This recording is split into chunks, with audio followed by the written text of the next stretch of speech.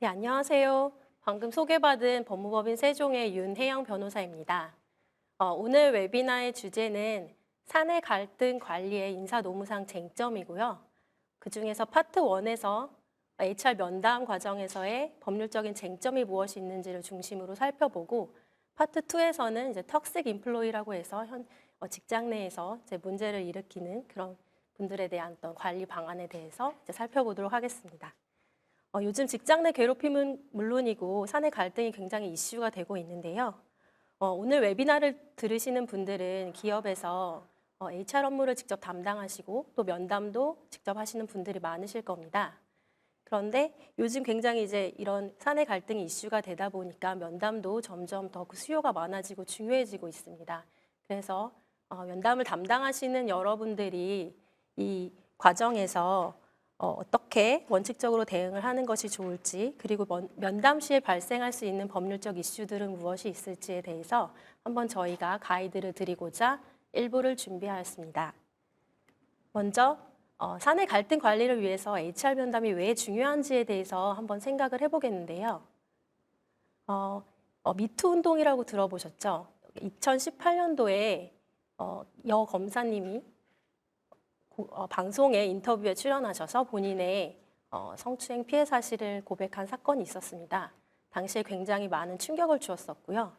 이렇게 피해자가 피해 사실을 공개적으로 말할 수 있는 분위기가 돼서 너도 나도 이제 폭로가 이어지게 되고 피해자가 더 이상 숨지 않아도 되는 분위기가 이제 형성이 되었습니다.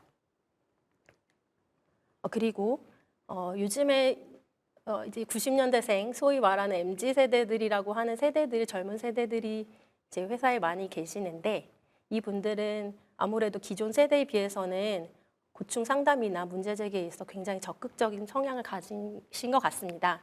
그에 따라서 이제 조직 내에서 직원 간 갈등도 좀 증가하게 되고 관련해서 HR 면담 수요도 증가하고 있습니다. 직장 내 괴롭힘이나 성희롱 대응 과정에서 조사자가 비밀을 유지해야 될 의무가 이제 법제화가 되었고 개인정보 보호도 점점 더 강화되고 있어서 조사자 개인을 보호하기 위해서도 면담을 사전에 준비하고 법적 의무를 숙지할 필요가 있습니다. 그리고 요즘에 휴대폰으로 녹음이 너무나 쉽기 때문에 만약에 이렇게 면담이 부적절하게 이루어지게 되면 그게 증거로 남아서 그에 따른 법적 위험이 계속 지속됩니다.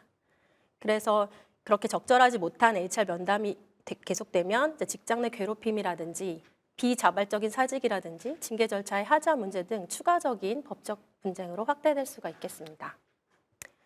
그래서 이렇게 HR 면담이 잘 안 되면 리스크가 커질 수가 있는데요. 그거를 볼 수 있는 실제 사례들을 한번 몇 가지 들어보겠습니다. 첫 번째 사례는 직원 A가 직장 동료로부터 성추행을 당해서 이제 회사에 신고를 하고 병원에 입원을 했습니다. 그런데 HR 담당 임원인 B는 입원 기간 동안 A에게 아무런 연락도 하지 않았고 면담도 시도조차 하지 않았습니다. 그래서 이제 A는 회사가 나를 보호해주지 않는다고 생각해서 퇴원을 한 후에 노동청과 경찰, 인권위원회에 제소를 했고요. 언론에서도 굉장히 질타를 해서 회사의 이미지가 되게 크게 실추되는 그런 사례가 있었습니다. 두 번째는 C라는 직원이 회사에 지원해서 이제 컨펌이 됐습니다. 그래서 회사에서 빨리 출근을 해달라고 요청해서 전 회사를 퇴사하고 이제 출근 일정도 앞당겼는데 그 사이에 이제 이 직원에 대한 레퍼런스 체크가 왔습니다. 근데 그 레퍼런스 체크가 별로 이렇게 좋지는 않은 내용이었던 것 같습니다. 그래서 HR 임원이 그 직원에게 이메일을 하나 뜩 보내면서 채용 계획이 취소됐으니 안 나오셔도 된다. 이렇게 했습니다. 근데 A는 이렇게 다 일정을 조율해 놨는데 이렇게 이메일 한 장 띡 보낸 거에 대해서 굉장히 분노를 해서 부당해고 구제 신청을 제기를 했습니다. 법리적으로 보면은 이제 청약 근로자의 청약과 승낙이 이루어져서 이제 근로계약이 성립했다고 볼 수 있겠는데 이런 것들이 받아들여져서 결국 회사가 하루도 일을 하지 않은 직원에게 1년치 임금을 합의금으로 지급하고 합의를 하는 사례도 있었습니다. 그래서 이렇게 HR 면담이 잘 되지 않으면 회사의 리스크가 커진다는 것을 보여주는 사례라고 하겠습니다. HR 면담을 하실 때 기본적으로 어떻게 대응하시면 좋을지에 대해서 한번 살펴보겠는데요. 이거는 뭐 어디에 정해진 건 아니지만 저희가 이제 실무를 하면서 조사 업무를 하고 또 그리고 인사 담당자들이 면담하신 결과를 봤을 때 이런 점들을 주의하시면 좋겠다라는 생각이 들어서 한번 대응 원칙이라고 뽑아본 것입니다. 첫 번째는 먼저 개별 면담의 특성을 파악하시고 그에 따라서 면담자가 어떤 역할을 하시는지 파악하실 필요가 있습니다. 면담에도 굉장히 다양한 종류가 있는데요. 사직 면담이 있을 수도 있고 그리고 징계 조사라든지 징계 관련된 면담이라든지 고충 처리 면담이라든지 굉장히 종류가 다양한데 이것을 다 똑같이 접근하기보다는 면담의 특성을 고려해서 만약에 이것이 징계를 염두에 둔 조사라고 한다면 객관적인 사실관계를 확인하는 데 중점을 두어야 될 것이고요. 고충 면담이라면은 상대방의 어려움에 공감을 해주는 그런 상담자의 역할을 하시는 게 좋을 것 같습니다. 그래서 특히 또 징계 조사를 하실 때에는 관련 비위행에 대한 내부 규정이나 절차들을 굉장히 숙지하실 필요가 있습니다. 판례에서는 취업 규칙이나 단체 협약에 정해진 징계 절차를 그대로 준수하지 않을 경우에는 징계가 무효라는 그런 굉장히 엄격한 입장을 취하고 있어서 특별히 그런 징계 절차에 관한 내용들을 주의하실 필요가 있겠습니다. 다음으로 면담자는 회사를 대리해서 사실관계를 파악하는 역할을 부여받은 것입니다. 그런데 간혹가다 본인이 이제 굉장히 우월적인 지위에 있다고 좀 착각을 하셔서 강압적으로 대하는 분들도 있으실 수 있는데요. 피면담자보다 우월적인 지위에 있지는 않다는 점을 좀 유의하실 필요가 있습니다. 그리고 중요한 것은 가장 철저하게 비밀을 유지하셔야 한다는 점입니다. 만약에 비밀 유지가 되지 않으면 더 이상 이제 피면담자가 회사를 신뢰할 수 없게 되고요. 그에 대해서는 법적 책임을 부담할 수도 있습니다. HR 면담을 하실 때 이제 단계적으로 어떻게 준비하셔야 될지 살펴보면 면담하기 전에는 이제 충분하게 사전 준비를 하실 필요가 있습니다. 그래서 피면담자의 특성과 면담 목적을 반영해서 이제 어떻게 말할 것인지를 미리 준비를 하시고 예상되는 질문과 답변도 한번 준비해 보시고 그리고 규정과 법적인 유의사항도 숙지하실 필요가 있습니다. 그리고 면담 중에는 이제 중립적인 면담자의 지위를 유지하실 필요가 있습니다. 그래서 조사를 하다 보면은 이제 면담자 개인의 입장과 회사 입장이 좀 다를 수도 있습니다. 그때 이제 본인이 회사에 대리한 면담자로서의 입장이라는 것을 상기하실 필요가 있습니다. 그래서 본인의 개인적인 가치관이나 생각을 개입하는 것은 좀 지양하시고 그리고 면담 과정에서 피면담자를 좀 비난을 한다든지 피신고자를 두둔하는 행위는 경계를 하셔야 되겠습니다.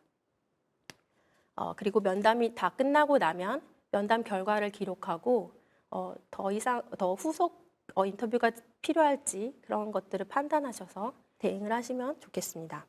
그래서 HR 면담에 이렇게 굉장히 다양한 유형이 있다는 것이고요. 인사관리에 처음부터 끝까지 전 범위에 걸쳐서 이루어지는 활동이기 때문에 굉장히 중요하다고 말씀드릴 수 있겠습니다.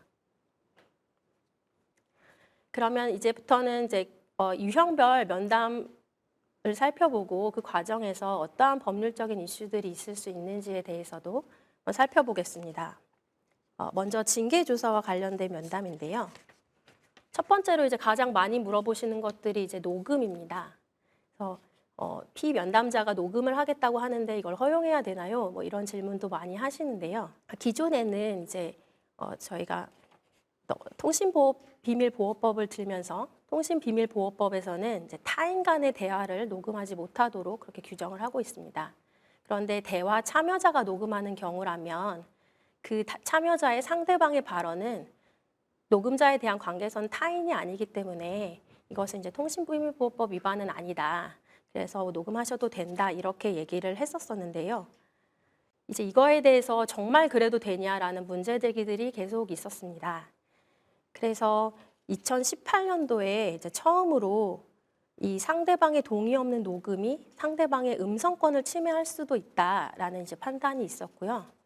이 음성권이라는 것은 사람이 누구나 자기의 음성이 자기의 의사에 반해서 함부로 녹음되거나 배포되지 아니할 권리를 말하는데 이게 이제 헌법상 10조의 행복추구권에 의해서 보장되는 기본권이다.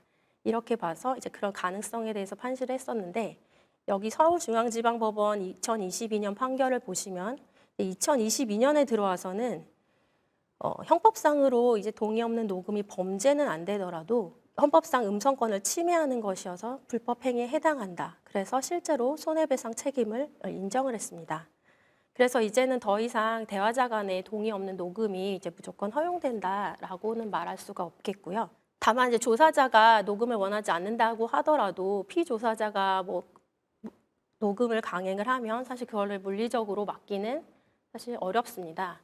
그렇다 하더라도 조사하실 때 처음에 이제 녹음은 하지 말아 달라는 의사를 표시하고 동의 없는 녹음을 했을 때는 불법 행위로서 손해배상 책임도 부담할 수 있다는 점은 말씀하실 수 있겠습니다. 두 번째로는 이제 징계 관련된 면담이나 징계위원회 개최할 때 변호인의 동석을 허용해야 되는가라는 부분도 많이 문제가 되고 있습니다. 근로자가 이제 노무사나 변호사를 대동해서 할 때 이제 허용해야 되는지 그런 질문들도 많이 하시는데 이 부분은 먼저 회사의 취업규칙이나 징계규정 등 사규를 먼저 보셔야 될 것 같습니다. 그래서 사규에 피조사자가 그 변호인을 대동할 수 있고 회사가 그걸 허용해야 된다는 그런 취지의 규정이 있다면 이에 따르셔야 됩니다. 그런데 만일 그러한 규정이 없다면 원칙적으로는 변호인의 대동을 허용하지 않으셔도 됩니다. 그래서 여기에 보시는 서울고등법원 2015년도 판결인데요. 여기에서는 이제 취업규칙이나 징계규정에서 근로자가 징계 절차에서 변호사를 대동해서 출석할 권리가 있다는 그런 규정은 없었습니다. 그렇기 때문에 회사가 이 변호사 대동을 거부한 것에 대해서 절차상 하자는 없다고 보았습니다. 시사점을 보자면 이제 징계조사나 징계위원회에서 변호인 참석을 불허하더라도 징계 절차상 하자는 아닐 것이다. 그런데 이제 정말 회사 입장에서 실제로 그런 규정이 없다고 해서 변호인 참여를 거절하는 것만이 답이냐고 한다면 이 부분은 좀 유연하게 접근하실 필요가 있을 것 같습니다. 그래서 기본적으로는 대상자 입장에서는 회사가 무조건 변호인 참여를 제한하게 되면은 본인은 법이나 규정에 대해서 잘 모르는데 회사가 이거에 대해서 조력을 받을 수 없게 만든다면 상당히 굉장히 부당하다는 그런 느낌을 갖게 됩니다. 그래서 나중에 이것들이 굉장히 분쟁이 더 격화될 수가 있겠고요. 그리고 회사 입장에서도 변호인이 참여하더라도 뭐 굳이 상관없다는 입장도 있을 수 있고 아니면 이거는 회사 내부의 절차이기 때문에 절대로 외부인은 이제 참여하는 것이 바람직하지 않다고 생각하실 수도 있는데 이걸 그랬을 때 이제 변호인의 참석을 허용하지 않을 수도 있고 참석은 허용하지만 변호인에게 발언권은 주지 않을 수도 있습니다. 혹은 발언권은 주지만 회사 내부 절차이니까 진행에 방해되지 않는 정도에서만 발언을 하시라 이렇게 좀 제한적으로 허용을 하실 수도 있겠습니다. 다음으로는 이제 징계 관련된 공고 부분인데요. 징계 처분이 이루어지고 났을 때 회사에서 이제 일벌백계를 해야 된다라고 생각을 해서 이 징계를 공고하시려는 경우가 있습니다. 이에 대해서는 요즘에는 자칫하면 명예훼손 분쟁에도 휘말릴 수가 있어서 좀 조심하실 필요가 있습니다. 그래서 명예훼손이라는 것은 이제 형법에 범죄로 규정이 되어 있는데 사실이나 허위 사실을 적시해서 공연히 사람의 명예를 훼손하면 성립되는 것인데 다만 이제 공공의 이익이 있으면 위법성이 조각돼서 위법하지는 않은 것으로 보고 있습니다. 그래서 이제 사례를 들어서 살펴보시면요. 작년에 나온 대법원 판결인데 이거는 이제 형사 판결입니다. 그래서 사안은 이제 직원이 이제 징계에 막 회부가 됐습니다. 그런데 이제 담당 직원이 이 직원이 징계에 회부된 사실이 기재된 문서를 이 사람이 근무하고 있는 근무 현장의 방제실 등의 게시판에 게시를 했습니다. 이거에 대해서 이제 직원이 명예훼손이라고 해서 고소를 하였는데요. 법원은 상당히 판단이 이렇게 갈렸습니다. 1심에서는 명예훼손죄를 인정을 했는데 2심에서는 이것은 회사의 공적인 절차고 공공의 이익을 위한 것이기 때문에 무죄라고 공공의 이익을 위한 것이라서 위법성이 없어서 무죄라고 판단을 했습니다. 그런데 이제 이게 대법원에 올라갔더니 대법원에서는 다시 뒤집어서 명예훼손죄를 인정을 했습니다. 그래서 근무 중 비행위를 저지른 거에 대해서 징계가 개시됐다는 내용은 이제 공적인 측면이 있다는 것은 인정을 했는데요. 그렇다고 해서 징계가 회부된 단계부터 그 과정 전체가 낱낱이 공개되어도 좋은 건 아니다. 그리고 징계 혐의 사실은 징계 의결까지 되어야지 확정이 되는 것인데 아직 회부가 된 단계에서부터 이것을 공개하는 것은 적절하지 않다. 그리고 그 문서에 이 사람의 근태불량과 같은 징계 사유들이 이제 간단한 기재가 되어 있었는데 이것을 외부인들이 드나드는 게시판에 공고하는 것은 이제 적절하지 않다라고 해서 이제 명예훼손죄를 인정한 사안입니다. 그래서 이거 판례의 시사점은 적어도 공공의 이익이 있다고 하더라도 적어도 징계 의결이 이루어진 후에 공지를 하는 게 안전하다는 점을 시사한다고 보겠습니다. 두 번째 사안인데요. 이거는 이제 민사 사안입니다. 그래서 직원이 공금을 횡령하고 유용을 해서 징계 해고가 되었고 이에 대해서 직원이 이제 억울하다고 부당해고 구제 신청을 해왔는데 중노위에서도 이제 이거 해고가 정당하다고 결정을 한 사안인데요. 그래서 이 결정이 있은 이후에 이제 회사의 감사실 부장님이 회사 게시판에다가 이 중노위 판정문의 내용을 요약해서 게시를 했습니다. 그랬더니 해고 직원이 명예훼손이라는 이유로 이제 1억 5천만 원의 손해배상을 청구한 사안입니다. 여기에 대해서 판례는 게시물을 올린 이후에 비록 감사실 부장이 자신이 감사를 했던 활동들이 정당하다는 목적이 알리려는 목적이 있었다고 하더라도 주된 목적은 회사 내에서 분쟁에 관한 진실을 알리고 중노위에서 이렇게 판단했다는 것을 직원들에게 알리려는 이상 공공의 이익이 있기 때문에 위법성은 없다. 그래서 민사상 손해배상 의무는 인정하지 않았습니다. 그리고 밑에 있는 사안은 반대인데요. 손해배상 의무를 인정한 판결입니다. 사안을 보시면은 대학교 등록금을 납부를 못했는데 그래서 이제 학생이 제적 처분을 당했습니다. 그 이후에 이제 학교에서 실명을 언급하면서 제적 사실을 공표를 했습니다. 그래서 학생이 학교를 상대로 명예훼손을 이유로 손해배상을 청구한 사안입니다.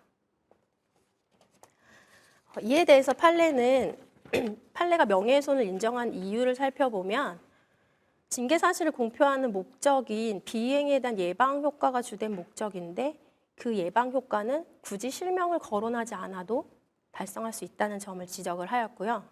특히 이 경우에는 사회적으로 비난이 따르는 잘못을 했다기보다는 경제적으로 좀 어려워서 납부를 못했다는 그런 이유이기 때문에 더욱더 그 공표를 할 때 주의를 기울여야 된다. 이렇게 봐서 실명을 거론해서 공고한 것은 이제 위법하다. 그래서 학생에게 손해를 배상해야 된다라고 보았습니다. 그래서 이런 판례들을 보시면은 굉장히 판례가 사안마다 케이스 바이 케이스로 판단이 달라질 수는 있는데요.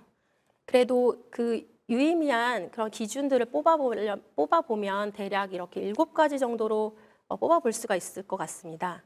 그래서 먼저 사생활에 관한 것이냐 아니면 회사의 근무 중에 비행에 관한 것이냐 이렇게 앞에 부분에 나온다면 이것은 좀 더 리스크가 있는 것이고 뒤에 부분에 근무 중 비행에 관한 것이라면 더 공적인 성격을 띠기 때문에 좀 더 리스크가 낮아진다고 볼 수 있겠는데요. 두 번째로는 이제 개인의 경제력 유무, 빈부와 같은 그런 사정인 건지 아니면 사회적 비난이 따른 행위인 건지 이에 따라서도 달라질 수가 있겠고 또 판례가 아까 본 것처럼 징계 절차에 회부된 단계에서 공지를 하느냐 아니면 징계가 다 끝나고 의결이 이루어지고 공지를 하느냐 그리고 실명으로 공고하는지 익명으로 공고하는지 또 공고를 외부인이 볼 수 있게 하는지 아니면 회사 내부적으로 하는지 그리고 회사의 규정상 공고를 할 근거 규정이 있는지 사적인 목적이 주된 목적인지 아니면 공공의 이익을 위한 것이 주된 목적인지 이런 것들을 보고 있습니다. 그래서 직장 내 성희롱이나 괴롭힘 등 이런 부분에 대해서 공공의 이익을 위한 목적에서 징계 의결이 다 끝난 징계 결과를 회사 내부적으로만 공고를 한다면 그리고 익명으로 공고를 한다면 민형사상 명예훼손이 문제될 가능성은 낮다고 생각이 됩니다. 그럼 실명으로 공고를 하면 어떻게 되나요? 라고 하실 수도 있는데 익명에 비해서는 좀 더 리스크가 커진다고 볼 수 있겠고요. 그래도 공공의 이익에 부합한다면 성립하지 않을 가능성도 있습니다. 다만 이제 실명 부분에서는 확실히 그래도 리스크가 있기 때문에 가급적이면 익명으로 하시는 것이 좋고 그 내용도 전부 다 기재할 것이 아니라 아주 핵심적인 사실만 요약해서 공고하시는 것이 바람직하겠습니다.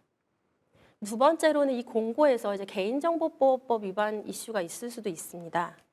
그래서 이게 공고를 한 것이 그 징계 대상자에 대한 개인정보를 수집 목적 외로 부당하게 이용을 했다든지 아니면 제3자한테 제공을 한 것이냐, 이 부분에 대해서는 아직 많은 논의는 이루어지지 않아서 이제 논란이 있을 수 있는 부분입니다.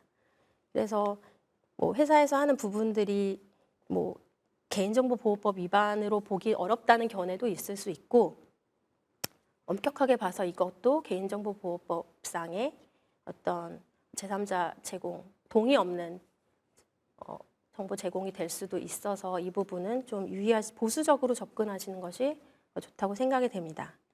그리고 이거 관련해서 올해 2월 달에 고용노동부와 행정안전부에서도 개인정보 보호 가이드라인, 인사노무편에서 편을 펴냈는데요. 거기에서도 징계 처분이나 해고 등 근로자에게 불이익한 부분은 원칙적으로 비공개하는 것이 바람직하다. 이렇게 권고를 하고 있습니다. 그래서 이게 동의를 받는 것이 가장 좋은데 근로자가 이걸 동의할 리는 없기 때문에 가급적이면은 입사 시에 이 근로계약 체결을 할 때 개인정보 수집 이용 제공 동의서에 이런 징계 처분이라든지 인력 배치에 관한 부분들도 포함해서 동의를 받으시는 것도 하나의 방안이 될 수 있겠습니다. 두 번째로는 직장 내 성희롱이나 괴롭힘 관련한 면담에서 어떤 법률적 이슈들이 있을지 살펴보겠습니다. 먼저 징계 조사를 받던 대상자가 별건으로 직장 내 성희롱이나 괴롭힘 피해를 신고하는 경우가 있을 수 있습니다. 예를 들어 횡령 혐의로 조사를 받던 대상자가 사실은 내가 상사로부터 괴롭힘 피해를 받았고 이거를 이제 신고를 한 것입니다. 그리고 본인이 이제 엄청 극심한 스트레스와 불면증이라면서 이제 진단서를 끊어옵니다. 그러면 이제 회사는 계속 조사를 하고 있었고 이제 징계 해고도 염두를 두고 있었는데 이 조사 절차를 다 중지시키고 괴롭힘이나 성희롱 조사를 해야 하는지 의문이 있으실 수 있습니다. 이런 상황에서 그리고 횡령을 이유로 해고를 했는데도 대상자가 이거는 내가 직장 내 괴롭힘이나 성희롱 신고를 한 것에 대해서 보복한 거다, 불리한 처우를 했다고 주장하는 경우도 있습니다.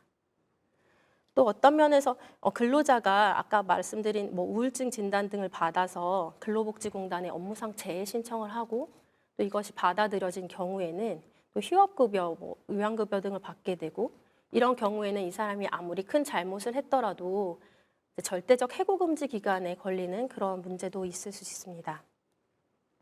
사실 별건으로 접근하는 것이 맞기는 맞는데요. 회사 입장에서는 이제 직장 내 성희롱이나 괴롭힘 피해 신고를 하게 되면 상당히 굉장히 부담이 되실 수가 있습니다. 그래서 또 이렇게 불리한 처우를 문제 삼게 되면은 이 불리한 처우 부분에 대해서는 법에서 과태료가 아니라 벌금이나 징역이나 벌금을 형사벌 이슈가 있기 때문에 대표이사가 이제 또 문제가 되는 경우가 있어서 부담을 느껴서 기존의 징계 조사 절차를 중지하시는 결정도 많이 하시는 것 같습니다. 근데 이에 대해서 이제 판례는 어떤 입장을 취하고 있냐면 직장 내 괴롭힘 신고한 근로자에게 해고와 같은 불이익 조치가 이루어졌다 해도 그 불이익 조치가 신고로 인한 것이어서 신고를 했기 때문에 제재한 것이라고 평가할 사정이 있어야 된다. 그렇지 않다면은 이것은 불이익 처우라고 볼 수 없다. 이렇게 보고 있습니다.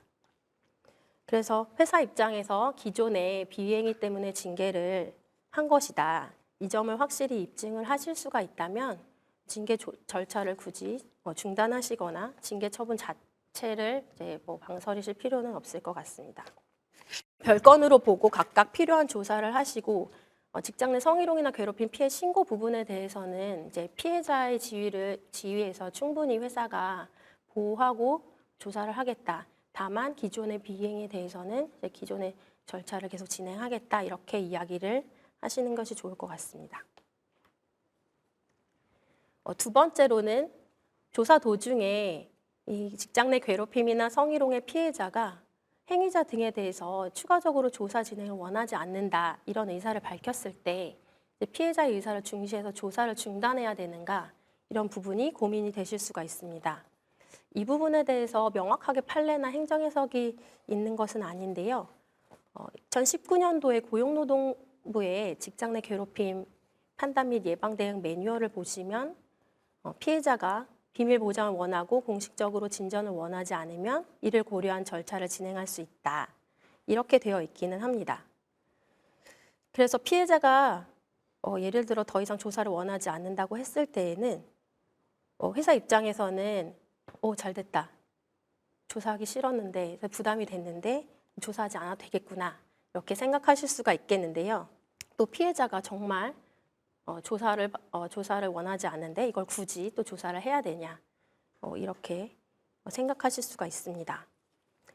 그런데 법에 근로기준법이나 남녀고용평등법에서는 피해자가 조사를 원하지 않는다는 의사를 표시했다고 해서 사용자의 조사 의무가 면제된다.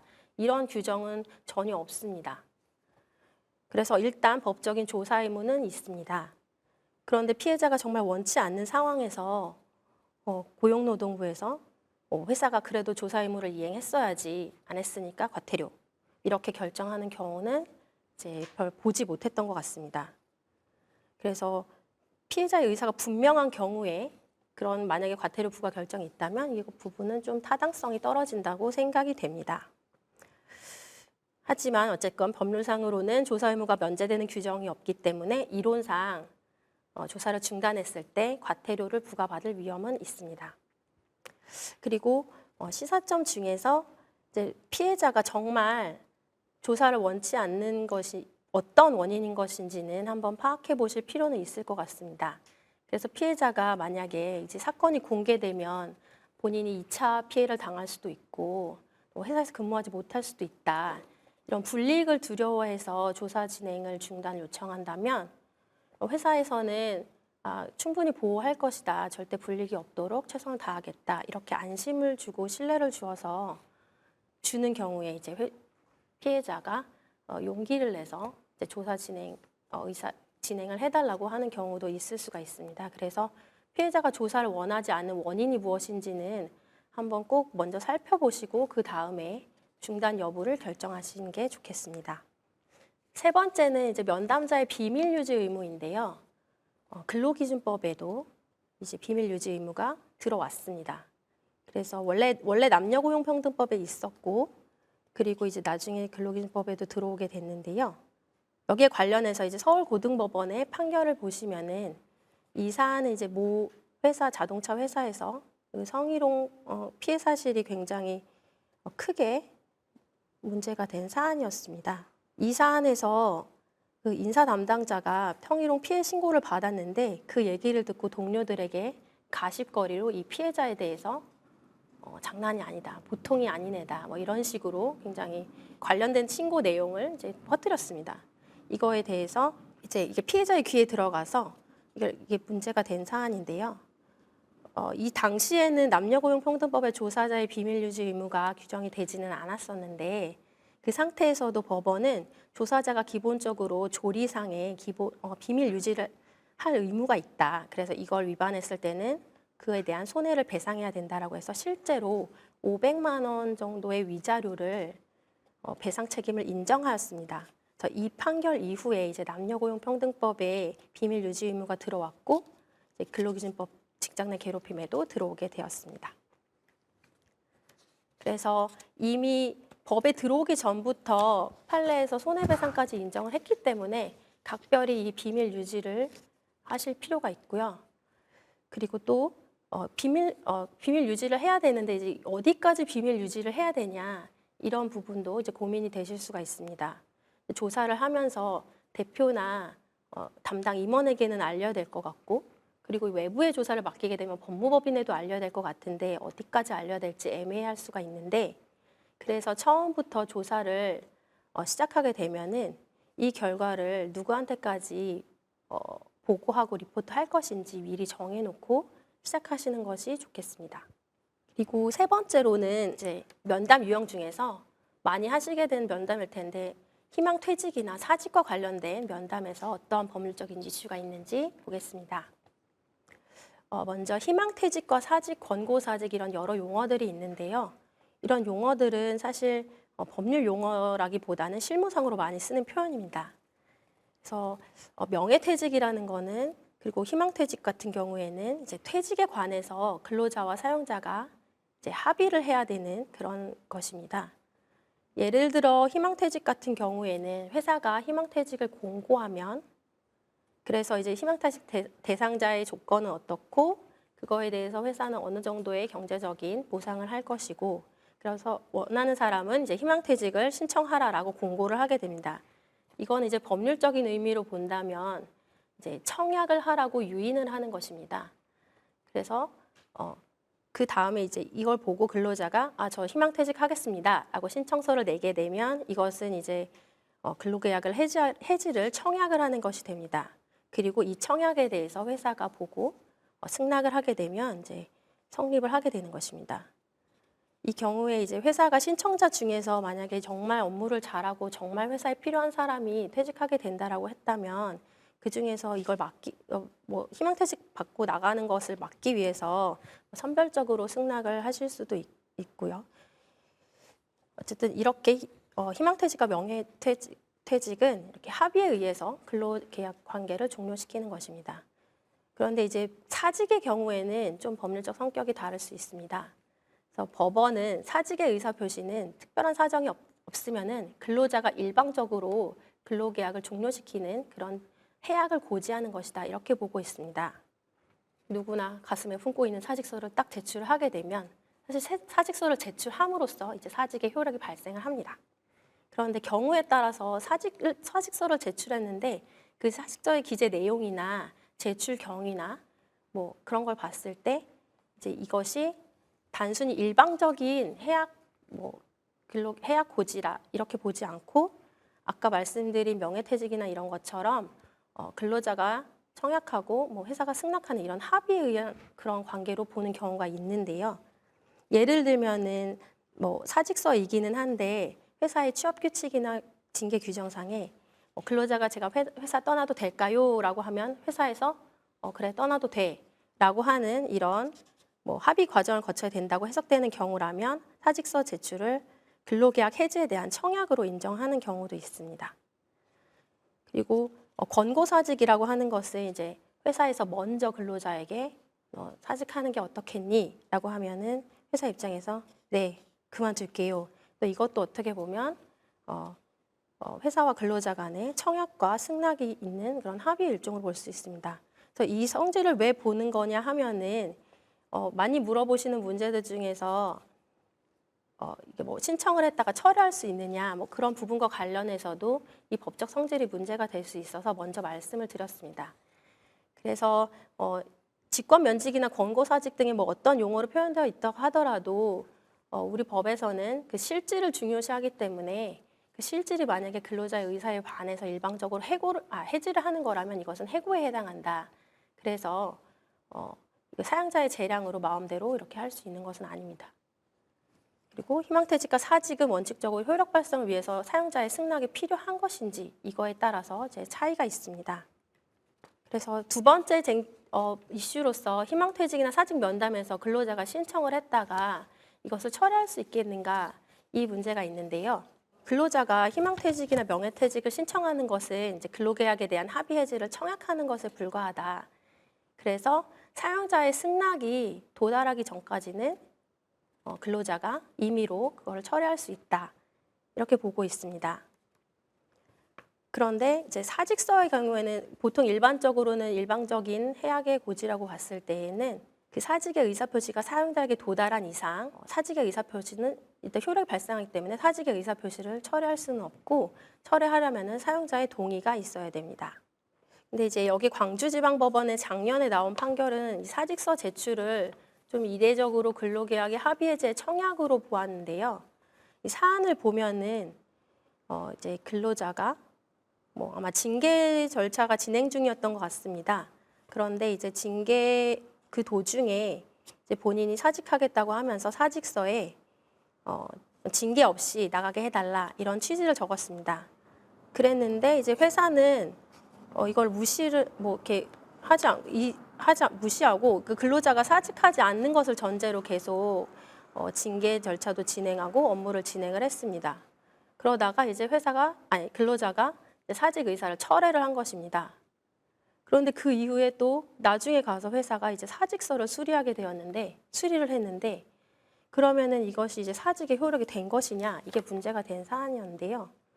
이 사안에서는 이게 근로계약 합의 해제 청약으로 봤는데 사용자가 이제 계속 근로자가 사직 안 한 걸 전제로 이렇게 업무를 진행했다면은 결국 승낙을 안 한 거다. 이런 상태에서 근로자가 철회를 했다면 이 철회는 허용이 되는 것이고 그렇기 때문에 이제 완전 없어진 상태가 됐는데 그 이후에 회사가 일방적으로 갑자기 사직서를 수리하면 이것은 부당해고다라고 이렇게 본 사례가 있습니다. 그래서 이 사직서 제출과 관련해서는 법적 성질에 따라서 굉장히 이런 판단이 달라질 수가 있기 때문에 좀 미리 검토를 하실 필요가 있을 것 같습니다. 요약을 하자면 명예퇴직이나 희망퇴직 신청하는 경우에는 사용자 승낙이 있기 전에는 근로자가 청약 의사표시를 철회할 수 있다. 이런 철회를 만약 허용하지 않고 일방적으로 근로계약 종료하면 해고 처분으로 평가될 수 있다. 그리고 사직은 법적 성질이 근로계약 해제 청약으로 해석되면 사용자가 승낙하기 전에는 철회할 수 있지만 일방적인 해약 고지로 해석되는 경우에는 사용자에게 사직 의사표시가 도달했다면 철회할 수 없다. 이렇게 보시면 될 것 같습니다. 네 번째로는 인사평가와 연봉 협상 과정에서의 면담에서 또 어떠한 이슈들이 있는지 살펴보겠습니다. 첫 번째는 연봉 협상이 결렬되면 기존의 근로계약은 어떻게 되나요? 자동으로 해지되나요? 이런 문제가 있을 수 있는데요. 이에 대해서는 사실 많은 이제 판례나 그런 해석은 그렇게 많지 않은데 고용노동부의 행정해석은 회사가 근로자가 연봉계약을 계속 거부하는 것을 이유로 해서 회사가 이제 그런 근로계약 해지해라고 통보한다면 이것은 해고에 해당한다고 봤습니다. 그리고 단순히 근로자가 연봉계약에 동의하지 않는다는 이유만으로 해고를 한다면 이것은 해고의 정당한 이유는 될 수 없다. 이런 입장입니다. 그래서 연봉 인상 금액이나 인상률에 대해서 상호 간의 의사 합치가 없다고 하더라도 그 의미 자체가 근로자가 근로계약을 종료하겠다라는 의사를 표시한 것으로 볼 수는 없기 때문에 연봉협상 결렬이 근로계약 존속에 영향을 미치거나 징계 등의 제재의 처분 사유가 되어서는 안 될 것입니다. 다만 만약에 근로자가 연봉협상이 결렬된 것에 대해서 불만을 품고 일을 제대로 안 하고 무단으로 근무를 안 한다든가 하는 사정이 있다면 이것은 별도의 징계 사유로는 될 수가 있겠습니다. 두 번째로 연봉협상이 계속 결렬이 된 채 새로운 회계연도가 도래한 경우에 그럼 연봉은 어떻게 지급해야 되는가? 이 부분에서도 실무적으로 고민들이 많으신 것 같습니다.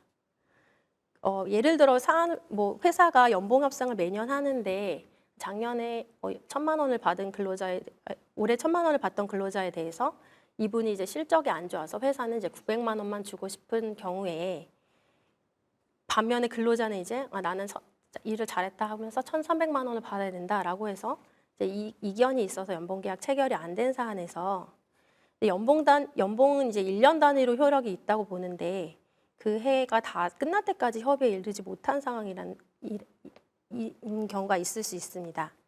그거에 대해서 사실 민법에 보면은 고용기간이 만료된 후에도 근로자가 계속해서 노무를 제공하면 사용자가 상당한 기간에 이 일을 하지 않았을 때 전 고용과 동일한 조건으로 다시 고용한 것으로 본다라는 조항이 있습니다. 그래서 이 조항을 유출을 해서 본다면은 기존 고용과 동일한 조건으로 줘야 되지 않겠냐. 그래서 기존에 주던 연봉은 타결 전까지는 줘야 되지 않냐고 저희가 이제 해석을 했었는데요. 서울고등법원에서도 2021년도에 같은 취지의 판결을 한 바가 있습니다. 그래서 연봉계약을 체결되지 않았지만 연봉액을 제외한 나머지 근로조건은 종전과 동일한 내용으로 근로관계가 계속되기 때문에 그 종전 연봉과 동일한 범위 내에서는 의사합치가 있다. 그래서 근로자가 연봉계약서에 서명을 안 했더라도 기존 연봉과 동일한 수준으로 근로관계가 계속되고 있다. 이렇게 보았습니다. 그래서 이 부분은 임금 체불 리스크와도 연결이 될 수가 있어서 기존 연봉을 다 주지 않고 이제 임의로 만약에 삭감된 임금을 주게 된다면은 임금 체불로 고소 고발을 당할 리스크가 있어서 이 부분은 주의하실 필요가 있습니다. 그리고 연봉 삭감이 기본적으로 근로조건의 저하에 해당되기 때문에 이 삭감을 하려면 근로자의 동의를 얻어야 되는 거고요. 임의로 감액할 수는 없다고 보겠습니다. 다음으로는 징계 처분이 있었던 사실을 이제 인사평가나 연봉협상 과정에서 부정적인 요소로 반영을 해서 그것을 성과급이나 승진에서 불이익을 줄 수 있을까? 이 부분도 실무적으로 많이 고민을 하시고 이렇게 되면 이제 이중징계라고 해서 근로자들이 뭐 이의를 제기하는 경우가 있습니다. 이에 대해서 일단 이제 이중징계라는 부분은 어떤 경우에 성립을 하냐면 판례는 이제 이 이중처벌 금지나 일사부재리 이런 원칙들이 적용이 돼서 이중징계에 해당하려면 앞에 처분도 징계 처분이어야 되고 뒤에 처분도 징계 처분이어야 된다. 그리고 그 두 처분의 징계 혐의 사실이 동일해야 된다. 그래서 동일한 것에 대해서 징계를 했을 때 이것이 이중 징계에 해당한다 이렇게 보고 있는데요. 그럼 이것도 이중 징계에 해당할 것인가라고 본다면 이제 인천지방노동위원회 판정에서는 사용자가 직원이 이제 징계당했다는 이유로 나중에 이제 평가할 때 상여금을 20%를 감액을 한 사안입니다. 이에 대해서 노동위원회는 이것은 취업규칙상의 감급 처분에 해당한다. 그래서 그 전에 처분도 견책 처분도 징계 처분이고 이 감급 처분도 징계 처분이다. 그래서 이중 징계로 보인다. 이렇게 보았습니다. 그런데 이제 밑에 있는 고용노동부 행정해석은 징계 처분을 받은 근로자가 이제 승급에서 이제 결격 사유에 해당을 해서 승급이 정지가 되었는데 이 승급 정지는 이미 발생한 임금을 삭감하는 것으로는 볼 수 없기 때문에 강급의 제재는 아니다. 그래서 조금 이중징계가 아니라는 취지로 이제 보는 것 같습니다. 그래서 조금 사안이 다른데요. 판례에서는 제재를 하는 성격의 징계 처분하고 일반적인 인사 처분은 구분을 하고 있고 근로기준법 23조에서 이제 정당한 이유가 있어야 된다고 하는 그런 징벌은 근로자한테 제재로서 가하는 불이익 처분만을 의미하는 거지 일반적으로 일어날 수 있는 모든 불이익 처분을 다 포함하는 것은 아니라고 보고 있습니다. 그래서 판례 경향을 살펴보면은 인사권자가 자기의 어떤 재량이나 평가 권한에 따라서 달라질 수 있는 처분의 같은 경우에는 그 근기법 23조에 그 밖에 징벌로 보지 않기 때문에 이것이 이제 이중 징계에 해당할 수 있는지 여부는 그런 인사평가나 성과급 산정 그런 것이 이제 사용자의 재량 범위 내에서 달리 결정될 수 있는 것이냐 이제 그런 것과 좀 관련이 있을 것 같습니다. 그래서 앞에 본 인천진호위 사건에서는 아마 상여금이 좀 고정이 되어 있는 사건이어서 재량이 좀 많이 없었던 사안인 것 같고 반면에 이제 사용자의 재량이 있는 재량 범위 내에서 달리 결정할 수 있는 그런 인사평가나 성과급의 경우라면은 이 부분은 이제 이중징계 위험은 좀 낮지 않을까 생각이 됩니다. 다만 인사처분이라고 하더라도 그것이 이제 권한을 남용해서는 무효가 되기 때문에 그 권한을 남용해서 마음대로 할 수는 이제 없겠습니다. 그렇게 해서 이렇게 면담과 관련해서 있을 수 있는 법률적인 이슈를 이제 살펴봤습니다. 그래서 여러분들이 면담하실 때 이런 부분들을 주의하셔서 면담이 잘 될 수 있고 그리고 향후에도 어떤 법적인 책임이나 이런 부분에서 문제되지 않도록 하시면 좋을 것 같습니다. 이상으로 마치겠습니다.